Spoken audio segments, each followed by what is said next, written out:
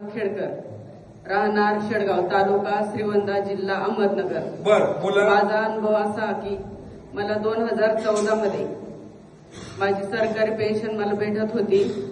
मी सहज इथं शेडगाव मधून येणाऱ्या कुटुंबाबरोबर मी सहज येथे येऊन महाराजांचा आशीर्वाद घेतला। महाराजांनी त्यावेळेस इतकी गर्दी असायची की 1 रुपया म्हणजे अनुभव घेण्यासाठी पण लाईनला 3-3, 4-4 तास उभा राहावं लागत होतं।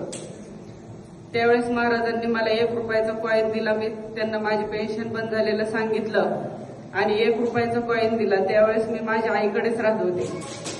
त्यांच्या सपराच्या घरामध्ये तो कॉईनची पूजा मी त्यांच्याच ह्याच्यावर करत होते, देवाऱ्यावर। ते माझ्या लहान मुलाने तो खेळता खेळता कॉईन हारून टाकला होता, पण मी त्याच जागी दुसरा कॉईन ठेवून पूजा केली।